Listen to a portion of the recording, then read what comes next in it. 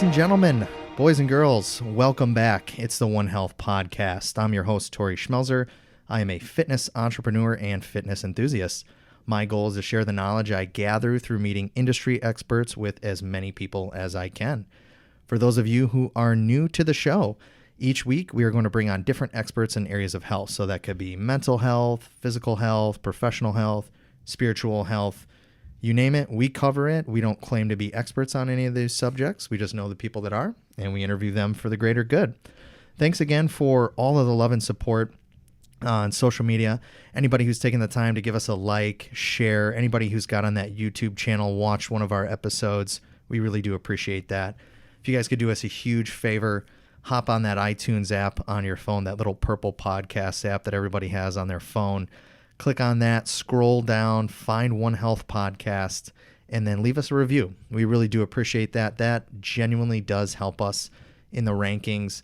And for those of you who listen every week, as you know, our main goal is to reach and help as many people as we can. So make sure you guys do that for us. And a special thanks again to our sponsors, EcoGym. Make sure you guys go to ecogymworldwide.com. These guys are now offering a revolutionary group fitness class called Surge. It's going to change the way you guys think about group fitness. They're doing a promotion right now where the first week of classes is free. So make sure you go check that out. It truly will change your fitness levels. That's just awesome. I've been taking them 3 days a week, and it has really stepped up my game. So make sure you guys go check that out. Today on the show, we have somebody that we've been working on getting on the show for a while. So I'm glad he was able to join us, Dr. Rob Bollendorf. Rob, thanks so much for being on the show. Well, my pleasure. Thank you. Rob is a professor emeritus of human services and the director of Drug Education Center, retired at the College of DuPage in Glen Ellen, Illinois. Currently, he is a licensed clinical psychologist with a private practice in Lisle, a native of Wisconsin. So am I. That was interesting to find out when I read your bio. Right. Nice. Who still has a cottage there. Right. So you still got your roots planted there, which is always good. Yep. Dr. Bollendorf was the third person named by the College of DuPage as the Illinois Community College Teacher of the Year, and he has been named 3 times to the Who's Who Among America's Teachers list. So again, Rob, thanks for being on the show. My pleasure. Did I get everything in the bio there? Anything else I need to add? No, that's good enough. Excellent. So Rob is actually a member to EcoGym and somebody that I was introduced to about 1.5 years ago when I was at our Naperville location. And Rob, you're an interesting individual. You got a lot going on here. So it's kind of difficult for me to nail down all these questions, which route we should go with this. But I guess the first thing that I wanted to ask you was, what made you get into teaching? What was that driving force behind that? Well, I started off, this is going back a number of years because I taught for 40 years. Wow. But I was actually working for the Department of Corrections in, at that time, it was the girls' school was in Geneva. That's since closed down and it's moved to Warrenville now. But at the time, there was some teachers from the College of DuPage who were interested in upping the training for all corrections personnel, particularly what then were called cottage parents, the people who worked with the girls every day.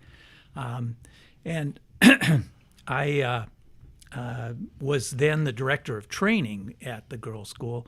And so I began to get involved with this, and they had an opening for a teacher, and I thought, gee, that sounds really interesting.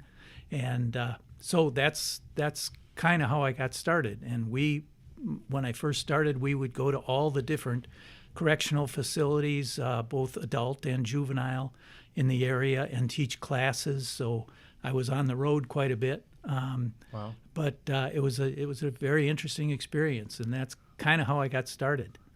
Yeah, I like to hear that it was that line of teaching there. That's really interesting. You're dealing with individuals from all different backgrounds, people who Right. had probably really messed up childhoods. Right. Statistically, that's what you see in those institutions and things like that. So do you think that helped shape your teaching, for later on in life? Sure. Yeah. I always like to tell the story back when I was working on my master's degree. This is back in the early 70s when encounter groups were very big. And I was doing an encounter group with a group of inmates at Marion Federal Penitentiary, which is basically the place that took over for Alcatraz when Alcatraz closed down. Wow. So it was pretty heavy-duty people. But luckily I was doing this encounter group in what was called the therapeutic community. So these were, cons, and some of them were there for pretty serious offenses, but they'd already been working on themselves. Anyway, I was doing something that's called an empty chair with one of the very, very large convicts who was probably 6'4", 6'5", and convicts don't have a whole lot to do, so a lot of them just spend a whole lot of time in the gym, and he was one of those people. And I was trying to get him in touch with his anger. That sounds like what we call playing with fire. There Rob. You go. There you go. I just wasn't getting anywhere, And finally he said to me, I don't really want to get in touch with my anger, because he says, the last time I did that, I killed 6 people. Oh my God. So I did kind of back off from trying to get him in touch with his anger, but it taught me a very valuable lesson, and that is that I always believe that people know themselves better than I know them, and that if I believe I'm always going on the right track, then I think I'm on the wrong track, because you got to take the person into consideration. I think one of the hardest lessons me personally I've learned in life is that if you think that you know everything about a subject, you're in trouble.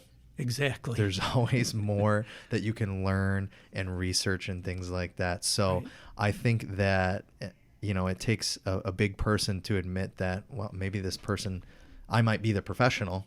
I might have my master's in this, right. But this person knows their personality. They live in that body and that mind every day. Absolutely. So that's a very interesting perspective.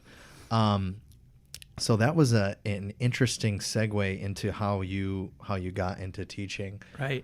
Which is excellent. So you were doing that. You got your master's, and then what happened from there? After I started at the College of DuPage. Basically, the way to move up on the salary schedule was to keep going to school, and so I did that and went to Northern Illinois University and got my doctor's degree in counselor ed. And at that time, I was also able, with that degree, to sit for the clinical psychologist license, and so that's what I did. And then along the way. Human services is just a broad brush way of saying we really believe the similarities with helping people is greater than the differences. So we were training people in mental health and corrections and gerontology, and then one of the last areas to be added was addictions, which ended up being our most popular program back in the 80s and 90s. Okay. And it's continued on today. So that's the path that you kind of took. You kind of stuck with more of the addiction side of things now. Did that happen later? Yeah, actually, I taught more of the support classes. I taught the interpersonal dynamics and the group dynamics and family treatment and that kind of thing. But I had a brother-in-law who was an alcoholic. And he was in recovery for a number of years, but finally lost his recovery and ended up committing suicide. And so that got me interested in the whole addictions area. And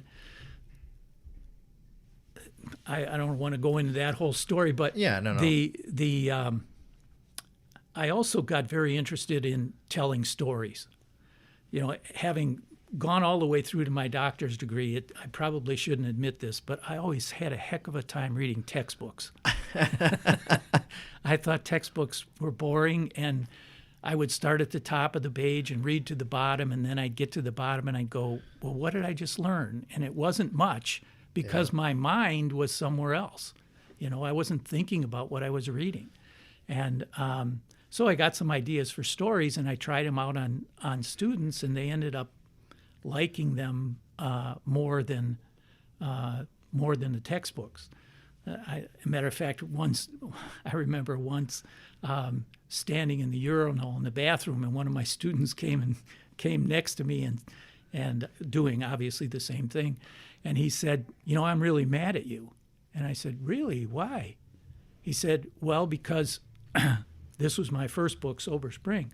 He said, I started reading last night just before I went to bed. I was thinking I was going to read a chapter and then go to sleep. He said, and I ended up reading the whole book. He said, I didn't get to bed till 5 o'clock this morning. Wow. So that was a very encouraging thing as far as I was concerned, that I don't think many people do that with textbooks where they find they can't put it down.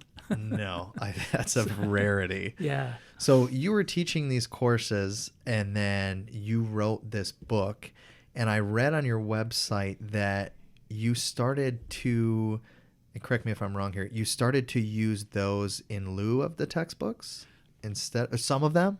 Actually more as an adjunct to the textbooks. Okay, in addition. Okay. So, but I did find that the students would read my books cover to cover, and they would read the textbooks based on just what they needed to know for the test.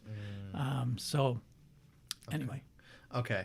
So you got into when did your own private practice come into play? Was it after you were done teaching or while you were still doing that? No, I would do that as just usually a couple evenings a week while I was teaching.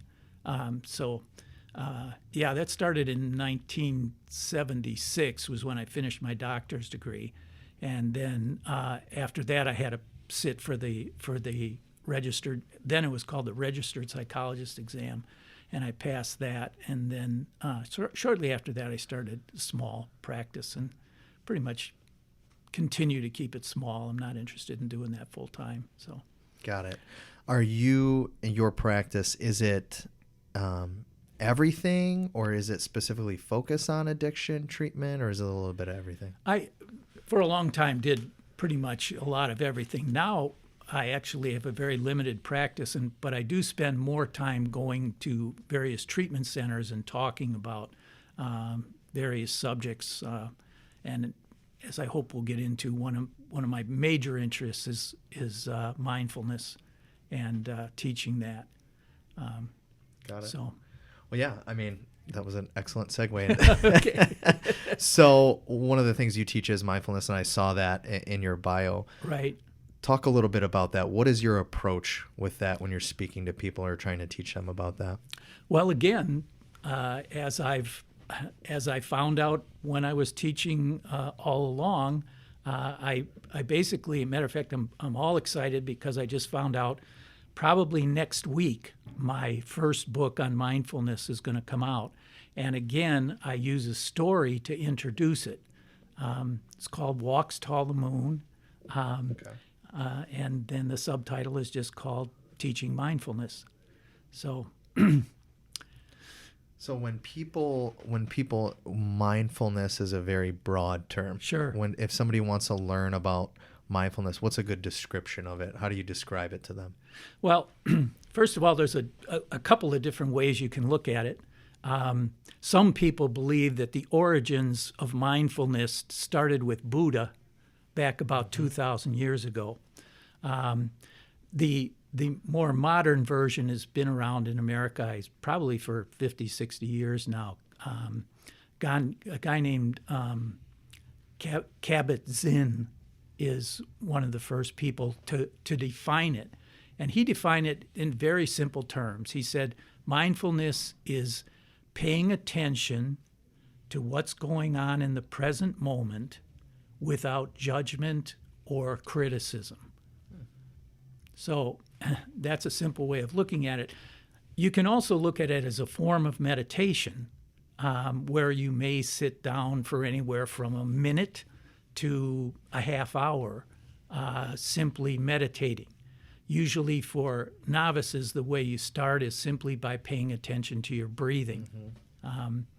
Now, most people get very, very bored with paying attention to their breathing, and so the first thing that tends to happen is their mind wanders elsewhere, maybe to what kind of people they're going to be interviewing for the day, or what they have to do at work, or something to do with their children or family or whatever. But their mind wanders, and then hopefully, eventually, they become aware that it wanders. The first thing you want to do is note, where did it go? Where did my mind go? And is that pretty typical? If my mind is not in the present, do I run to the future? Do I go to the past? Do I look at things that I did wrong in the past? Do I look at fears of things I'm trying to do in the future? Where does my mind go? And then gently escort your mind back to the present. It's funny. I tried meditation last summer, or I think it was the summer before. I really wanted to try to get into it. So I downloaded this application on my phone called Headspace. And it's funny, exactly the way you're describing, the very first thing they taught was your mind is going to wander, and that is okay. Right. We're going to teach you how to let it wander, and then some tactics to kind of bring it back to focus. And the first thing they did was, all right, let's start with your breathing. Let's just have you focus on one thing. Okay. Now you hear noises outside. If your window's open, you hear cars going by, people doing this. All right, now let's bring it back to your breathing. And the first 7 lessons were just that. Yep. Letting it wander, letting it come back, letting it wander. So it's really interesting that you mentioned that. Right. So that was a good description. So yeah, and one of the things, I totally believe that it's perfectly all right for your mind to wander, but one of the things that I do in the book is to try to give people something else that they can focus on that allows them to maintain their current focus for a little longer. Okay. For instance, one of the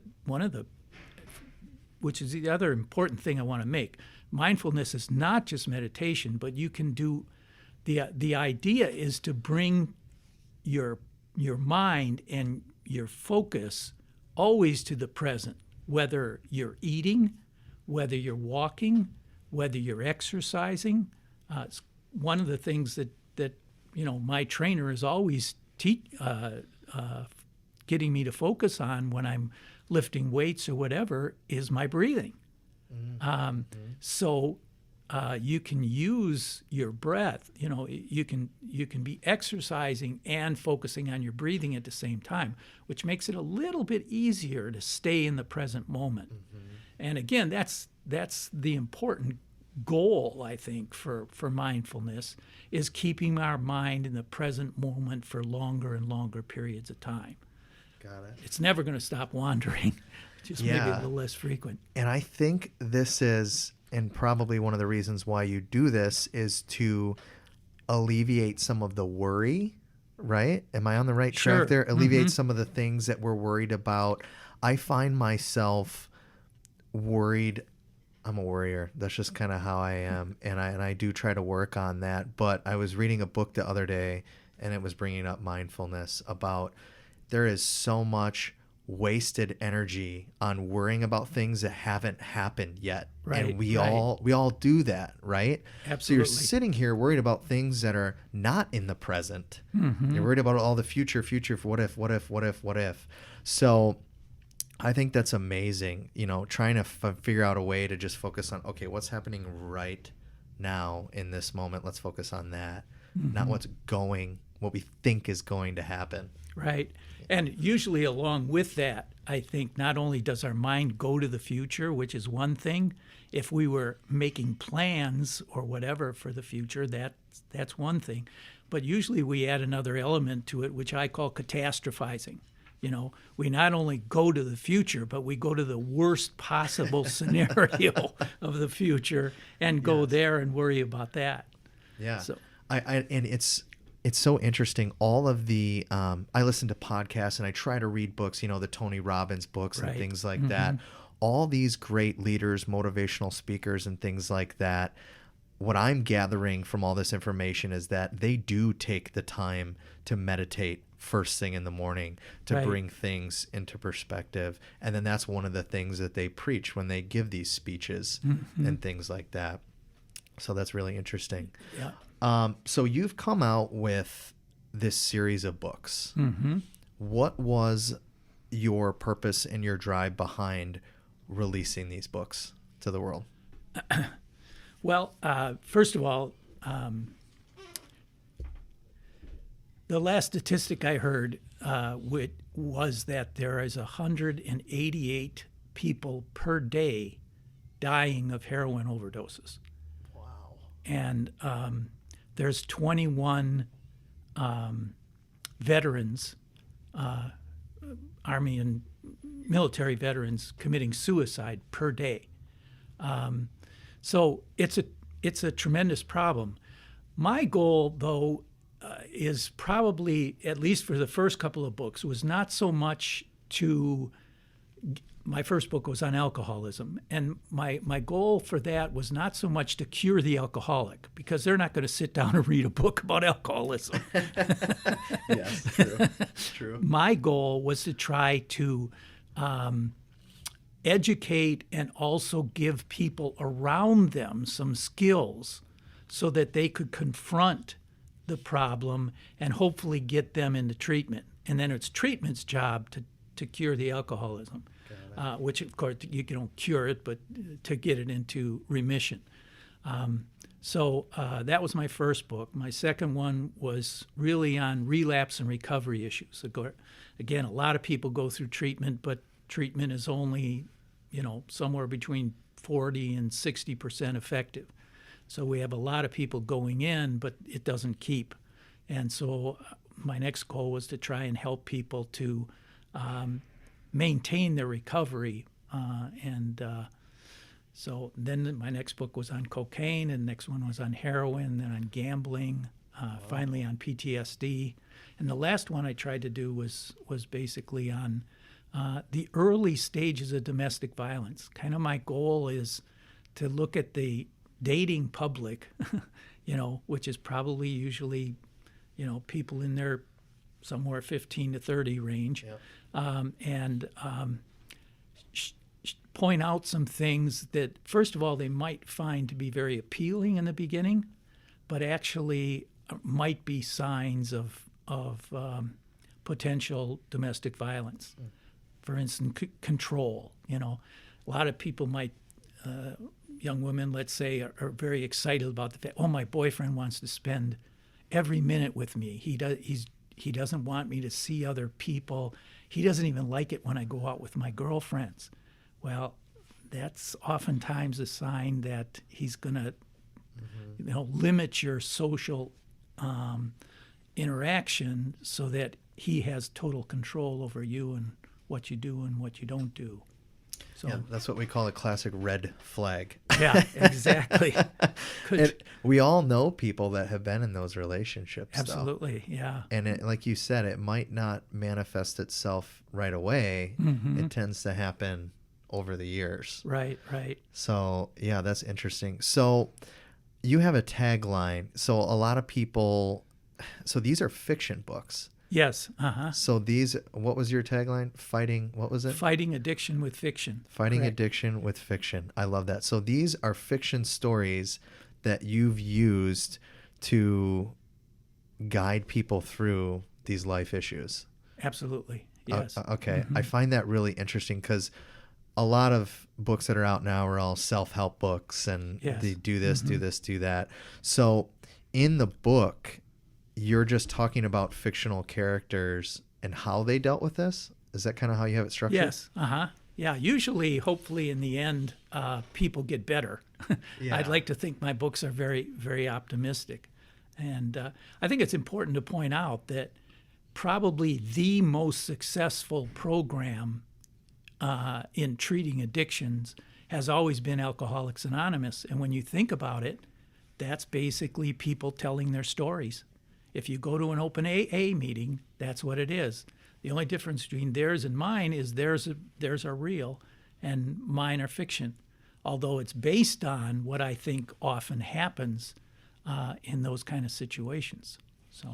So as far as addiction goes, I found it interesting that therapists, I had a handful of therapists on previously on the show, and they said that relapse is just a part of recovery. They expect you to relapse almost as part of it. And I was kind of shocked to hear that. I'm like, well, you're expecting them to fail?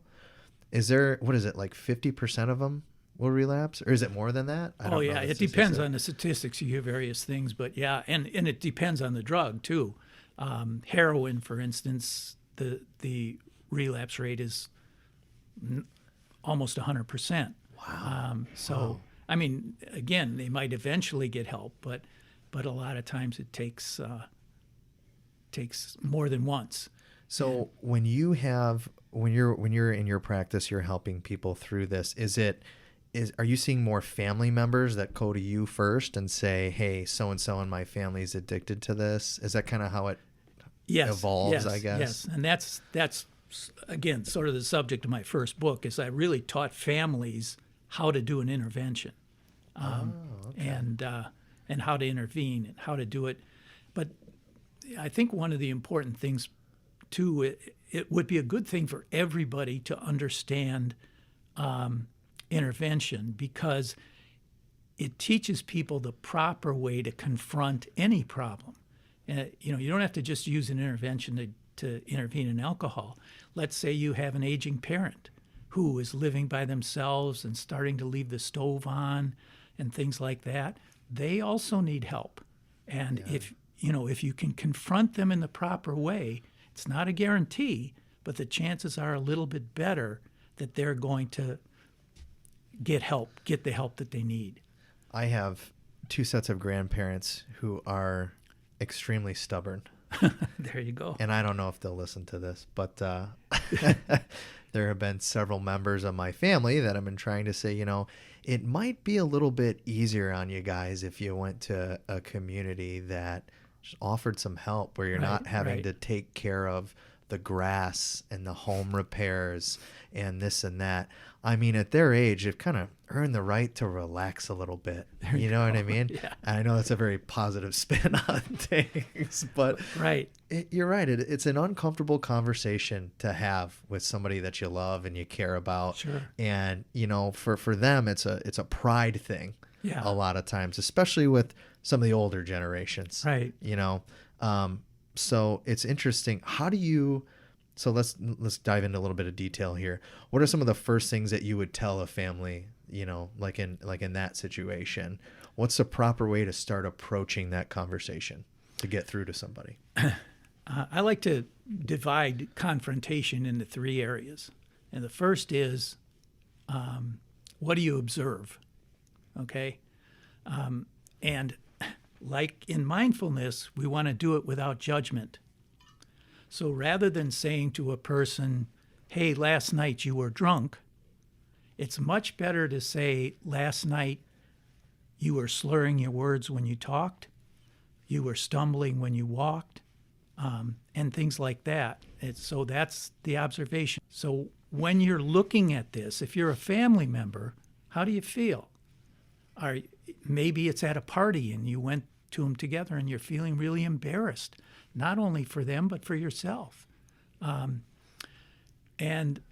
then finally, what do you interpret the meaning of that behavior is? We're always interpreting behavior. We can't really get away from it. You're standing there shaking your head, and I'm interpreting that to mean you're understanding and hearing what I'm saying. Mm-hmm. And that makes me feel good. Yeah. So that's pretty much what I do. And then I have them put it into letters. And in other words, they start off with, "Dear so-and-so, I'm here because I care about you and I'm concerned about your drinking, your drug use, whatever it might be." So that's it kind of, in a nutshell, is what an intervention is. But like I say, particularly in this day and age with our politics being what it is and so many other things, it's like we've lost the art, I think, of confronting people in a positive way, and it's become very negative. And I'm afraid young people coming up may think that's the way to do it, is criticize and judge. And I'm opposed to that. Yeah. It's tough. I mean, there's definitely, I think, a sensitivity in our society. I don't want to offend this person. I don't want to offend that person. Right. But I feel like in these types of situations, you got to kind of tell them, if you don't do this, these are the repercussions. Exactly. If you don't confront this, these are the repercussions. Right. And here's the right way to do it. Yeah. And I think a good example of that is if you saw signs that somebody had cancer, would you keep it to yourself and not want to offend them? But when it comes to things like alcohol, then we're much more likely to. And I'm a prime example. I hate confrontation. It's one of the reasons I wrote the book. Me too. I'm the same way. I just don't like confrontation. So it does help if you can put it in letter form. You can think about it beforehand. You can take out as much of the judgment and criticism as you can, and just confront them with the reality of what's going on. Do a lot of these families ask you to be a part of the intervention, like be there that day when it's happening? Yes. Mm-hmm. Okay. So your job is, I guess, that day to be a mediator between the two parties? Usually, almost? Yeah. Okay. Usually we'll start off with, again, there's a lot of preparation, but getting all the people together in one room, because it also helps, if a wife does it with her spouse, and even if she uses the best techniques, it's probably not going to work. But if he can hear it from his friends, particularly if you can get the employer involved, that's a huge thing. That's, you got to get a group of people together, and then my job is often to say, "Hi, you're familiar with all these other people. My name is Rob. They're here because they prepared some things to say to you about your drinking. Mm-hmm. Will you listen?" So that's my next question. What do you do with people that see what's happening and then fly off the deep end, just lose their minds? How do you, are you sending the family out to get them back in the room, or? It's amazing how rarely that happens. Really? If you set it up in the beginning with, "Are you willing to listen?" And then after everybody's done, we'll give you a chance to speak. And particularly if you do it in an office, like a counselor's office, or, I've tried one time to do it in a person's home, and that usually doesn't work because that's their castle, So it works much better if you can get them out of the home to listen. So the first thing you're doing is having each person write this letter and lead off with, "I care about you." They're coming from a place of, "I love you" first. That's the first. That's the first strategy. Absolutely. Okay. So now that I've told you how I feel and how much I care about you, then what's the next part? What do you have them get into then? That's where the data comes in. Okay. And another important thing is you never ask questions. So I don't say to them, "Do you remember when we went to this party 2 weeks ago?" Okay. It's always, "I remember." Because if I ask you a question, then I'm inviting you to answer, and I don't want you to answer. Yeah. Not at this point. I want you to listen. So. Okay. So then they do that, and they talk about their feelings and how it makes them feel. Now, once you get through all this and you allow that person to speak, I'm sure it's an emotional roller coaster. First off, I'm sure everybody's sobbing most of the time. Right. At the end of, the family all saying their piece, what do you see that tends to happen? What is that person's reaction most of the time? And again, very, very often it's, "What do you want me to do?" And then the next thing is, a very important part of this process is they should have exactly what they want the person to do. "We want you to go to XYZ treatment center and get an evaluation." Again, we're not trying to convince them at this point that they're alcoholic or whatever. We want them to just recognize that they have a problem and they need to get help for that. Got it. Okay. Do you see most of the times, are they in agreement? Yeah, it's amazing. When I wrote Sober Spring, a friend of mine was doing interventions at Hinsdale Hospital. And I believe it's now called Amita Health. But anyway, he would do probably almost an intervention a week. And about 90% of the people not only went in for treatment, but they were less likely to relapse after treatment. So it's very, very successful. Interesting. Yeah, I've watched, a couple of those TV shows, Intervention. Is that what it was called? Was it called Intervention? I think it was, and there's a lot about that I disagree with. I figured. That's what I wanted to ask. I wanted to get your opinion on that. Was that dramatized for TV?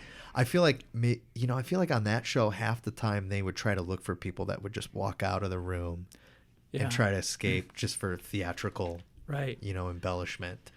The couple of problems I have with it is, number one, the focus is much more on their addiction instead of recovery. The intervention tends to be the very last thing in the program, and I wish it would be much earlier. They also are okay with being dishonest with, well, we're just going out for ice cream, and we're just going to stop here first. And I believe you're as honest as you can be without giving away exactly what's going to happen. Yeah. You tell people all along, hey, I've been going to XYZ treatment center, and our family has been getting help. How about if you come just once to share your point of view? So they know they're going to a treatment center. They know that this is being discussed. And the only thing you're not telling them is exactly, we're going to do an intervention on you, because then, of course, they're going to say, no, I'll pass. Yeah, that was going to be one of my other questions too. Yeah, is how do you get these people in this room?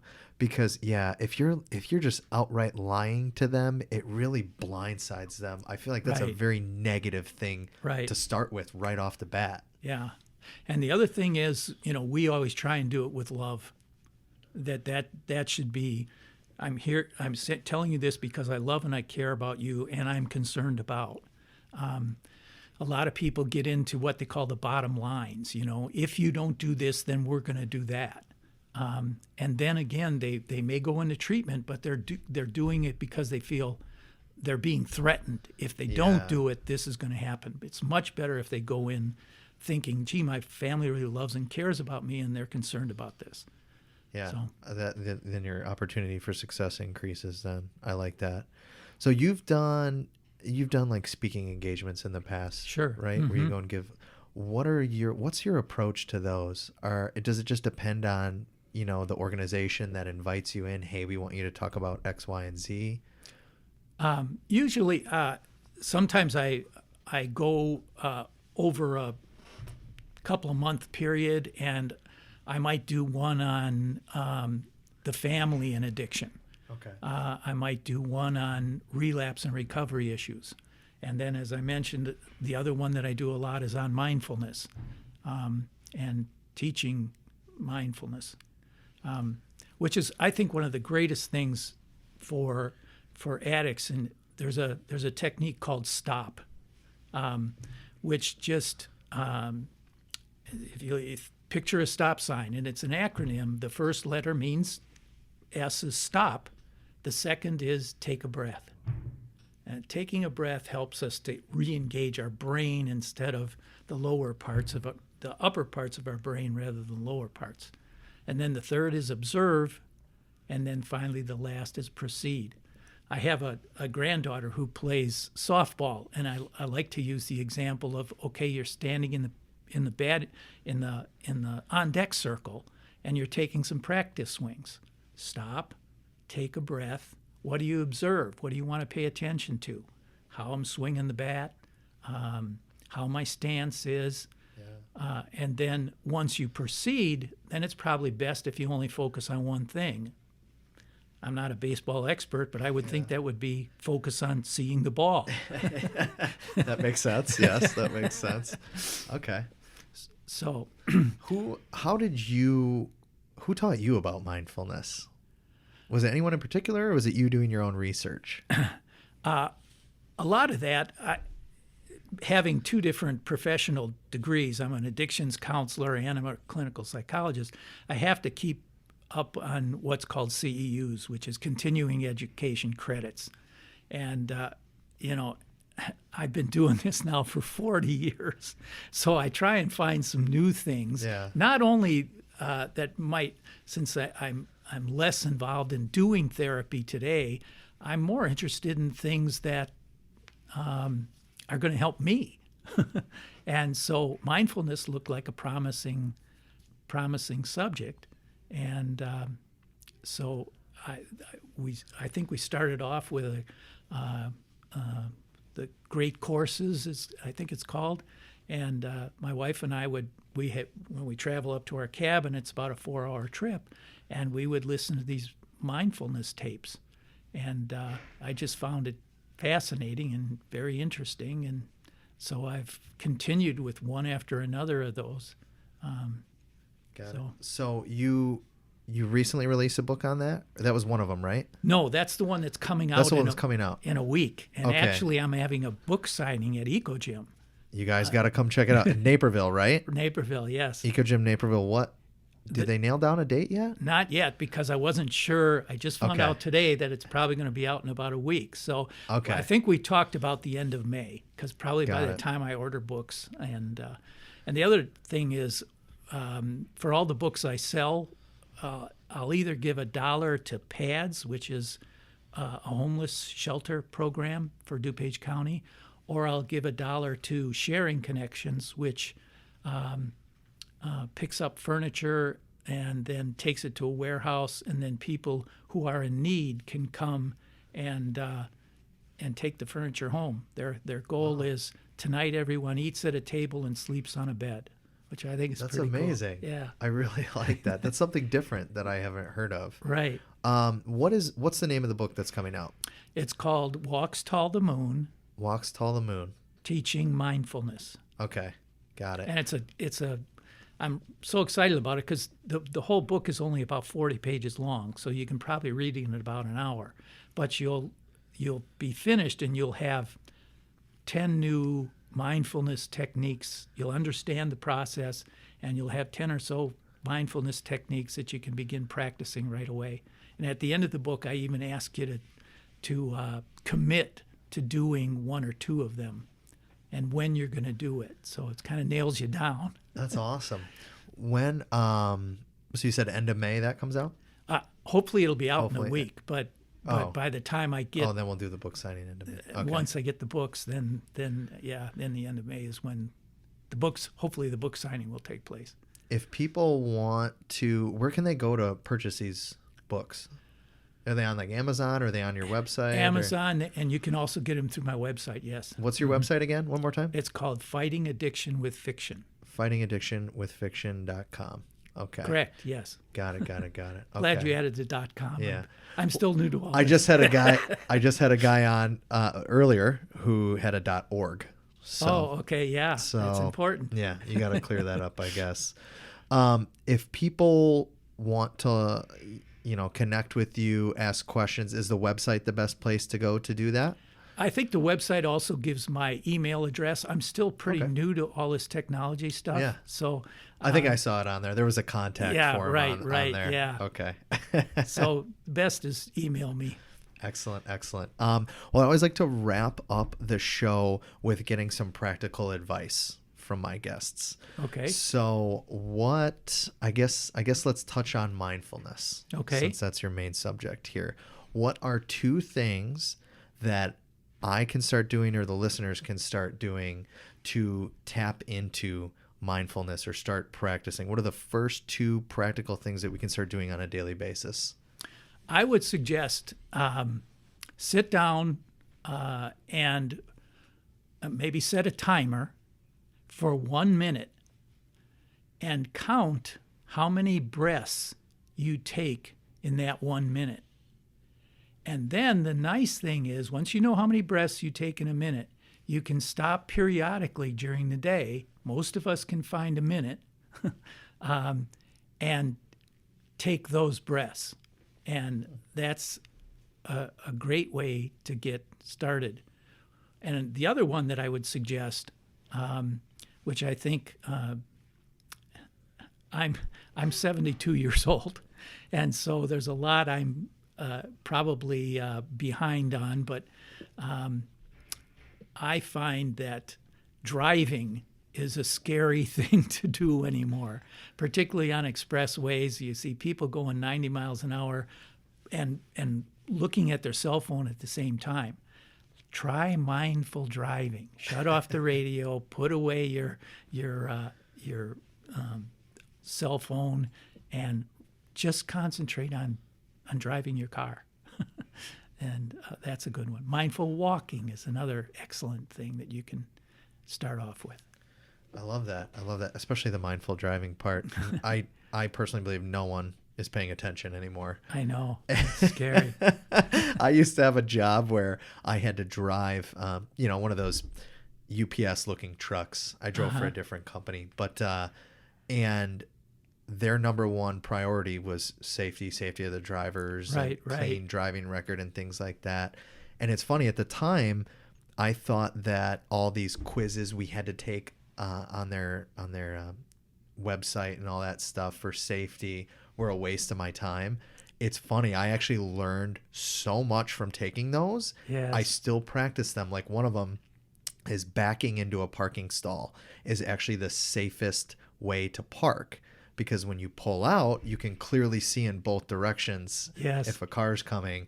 It's funny that you say that. But yeah, I mean, I see people all the time, and people will say, if they live in Florida, oh, Florida drivers are the worst. Oh, if they live in Illinois, oh, Illinois drivers are the worst. Oh, yeah. Wisconsin drivers are the worst. People are just not paying attention anymore. Exactly. So that was a very practical piece of advice that if you're listening to this podcast, please start paying attention to others on the road. For both Tori and my sake. Yeah, exactly. Make it a little less scary for the both of us, please. Well, hey, Rob, thanks so much again for driving all the way out here, taking time. I want to commend you on the work that you're doing to make people's lives better. And you've been doing it for a lot longer than I have. But I feel like we're on the same wavelength with this. We genuinely want to help people get to a better place, whether it's through fitness and exercise or through what you do. So I want to commend you on that. Thanks. Well, I'd like to commend you and EcoGym right back, because that's the reason I'm a very big on environment, and it's one of the ways that you're helping. And I think it's so unusual that you have a fitness center that actually rewards people for coming in more often. I think that's it's a crazy concept. I don't know why anybody hasn't thought of it yet, but you, we did. Wonderful. That's why we're in business. Exactly. And I'm Excellent. proud to say I'm part of it. Excellent. Well, yeah, keep up the good work on your workouts. You ride your bike to the gym like every day in the summer. Yeah. Anyway, well, you're doing it in the winter too? About 9 months a year I try and ride. Wow. So yeah. It's impressive. I mean, we just had a blizzard the other day. Right. And then it was 70 degrees the following day, so that was weird. Between a stationary bike and my road bike, I try to do 3,000 miles a year. So Unbelievable, man. Well, hey, yeah, thanks again for being on. I want to say a special thanks to the sponsors of the show, EcoGym again. Thank you guys so much for taking this 40-some minutes to join us. Until next week, we'll see you then. Thanks.